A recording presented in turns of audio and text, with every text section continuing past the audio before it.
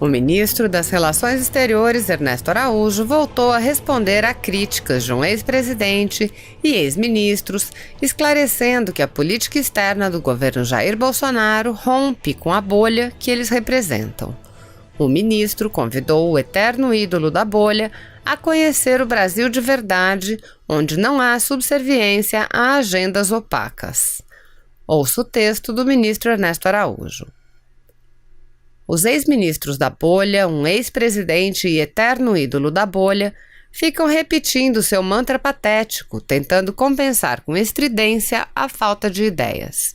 Uma mentira, publicada em 4 grandes jornais, vale infinitamente menos do que uma verdade escrita num papel de pão. Eles recitam: subserviência aos Estados Unidos, Brasil isolado da governança global, Brasil perdendo prestígio, interesses nacionais sendo prejudicados. Venham aqui para fora da bolha para ver como é o Brasil de verdade, como é o mundo de verdade. Aqui não há qualquer subserviência. Forjamos uma aliança de iguais entre 2 imensas democracias, Brasil e Estados Unidos, uma aliança que, antes de mais nada, é para defender essa democracia que vocês tanto temem, porque já não conseguem manipulá-la. Aliança para promover a liberdade no mundo. A parceria com os Estados Unidos é aquela que reforça nosso projeto de regeneração moral e econômica do Brasil, e por isso ela é central. Democracia, soberania, economia forte baseada no investimento privado, mais eficiente sem espaço para corrupção, tecnologia para a liberdade e não para controle social. Aqui, defendemos nossa Constituição e nossas leis contra a intromissão de organismos internacionais com agendas próprias e opacas, contra um falso conceito de multilateralismo que não está em nenhuma parte do texto constitucional, contra ceder soberania sem autorização do Congresso. Aqui temos o Brasil com mais prestígio do que jamais teve, junto a quem conta, junto a povos e governos de verdade e não junto à mídia uniformizada mundial, essa grande bolha das bolhas, máquina de propaganda e desinformação a serviço de poderes totalitários. Aqui fazemos os grandes acordos comerciais que vocês da bolha nunca conseguiram e estamos preparando o Brasil, mediante articulação política competente, negociações firmes e uma visão de mundo autêntica, para ser um dos principais beneficiários de novos investimentos na recomposição das cadeias mundiais de produção, a nova globalização da qual estaremos no centro e não na periferia neocolonial como até ontem. O Brasil estava na periferia, mas vocês da bolha estavam muito confortáveis, bajulando e sendo bajulados pela mega bolha global. As linhas de batalha estão traçadas. Agora é Brasil contra a bolha. E me orgulho de dizer que agora, graças ao presidente Jair Bolsonaro, a política externa faz parte do Brasil, o Itamaraty joga no time do Brasil, ajuda a furar essa bolha maligna que nos oprime e despreza. Feliz Dia das Mães.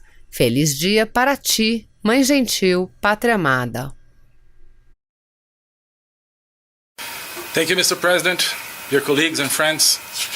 I wish to start by congratulating Minister Umas Reinslau of Estonia for organizing this meeting on the day where we mark the 75th anniversary of the end of World War II in Europe, at a moment when we face perhaps the gravest challenge to the community of nations since those tragic days. Why was the Second World War fought? People fought for human dignity, against racism and against anti-Semitism, and people fought for freedom. Let us not forget that. Freedom does not come for free. Freedom requires the permanent will to fight, to protect it and to foster it. Hopefully, we will never have to fight for freedom in all-out wars again, like that one, but we must fight every day. So here, today, we celebrate peace. A peace that came from a fight, a just and necessary fight. Many millions of people shed their blood for freedom back then, among them many Brazilians, since Brazil took an important part in the war effort, sending 25,000 troops to fight in Italy, along with the Allies, against Nazi forces. To have helped to liberate Italy and thus Europe from Nazi-fascist tyranny is perhaps Brazil's greatest pride.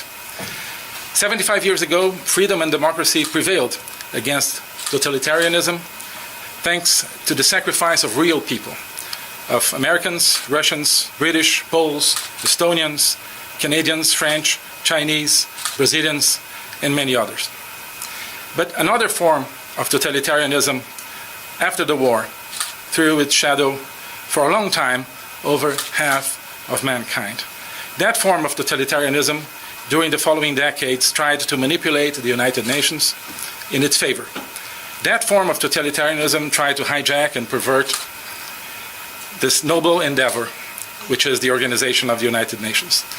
The ideology at the core of that form of totalitarianism is unfortunately not dead. Along the years, that ideology always has worked by that same principle of hijack and pervert. They try to hijack and pervert noble causes and concepts such as human rights, justice, and environmental protection. Let us not allow health to be one more victim to be hijacked by that ideology and perverted to serve totalitarian goals. Let us liberate all those good and noble causes such as human rights, justice, and the environment. Let us free them from the manipulation and enslavement to totalitarian ideologies. We are committed to working constructively in international fora. But I think we should avoid the word multilateralism to talk about international or multilateral institutions. Words ending in ism normally designate ideologies. Fascism, Nazism, communism. Let's not make multilateralism an ideology. The opposite of all ideologies is not another ideology. The opposite of all ideologies is freedom. And notice that we don't say freedomism, we say freedom. So let's make multilateralism not another system of thought that denies reality and tries to impose itself on reality. Let's make multilateral institutions the platform to work for truth and for freedom. The COVID pandemic is probably the largest crisis since World War II. Let us not leave another form of totalitarianism to emerge now as the one that emerged after World War II.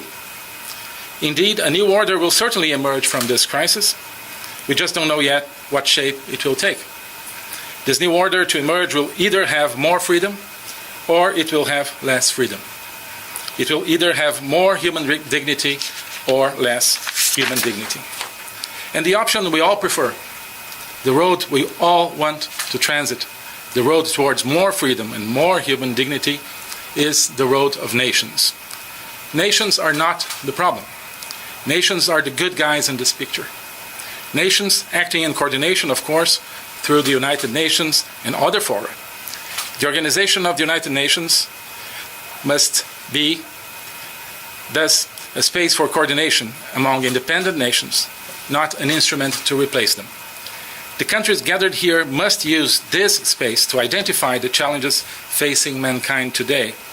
If the organization of the United Nations ignores the real challenges of today and instead opts for politically correct gibberish, its role will be diminished.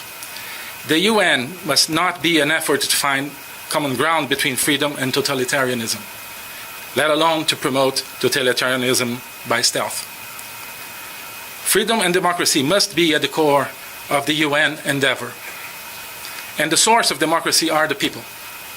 People organized in nation states with their sovereignty, proud of themselves. Brazil today unequivocally stands for democracy and for sovereignty, the sovereignty of free people. Let us not fall in the error of bashing those who stand for sovereignty. Let us not despise those who stand for the national sentiment. Without sovereign nations, there is no freedom. This postulate does not come from abstract logic. It comes from history, from the real sacrifice of millions of people, from the nature of things, from the essence of the human being. So, national sentiment is not the problem of the world today. Rather, the problem is the erosion of sovereignty, which leaves nations prone to the loss of freedom. In Brazil, we are striving to put the demos, the people, back in democracy, as our constitution says that all power emanates from the people. That is the way to freedom, and Brazil today just like we did in Second World War, stands for freedom. Thank you. Se você apoia Jair Bolsonaro, curta este vídeo, manifeste a sua opinião e compartilhe para que a vontade do povo brasileiro seja conhecida. Inscreva-se no canal para ter acesso gratuito ao nosso conteúdo.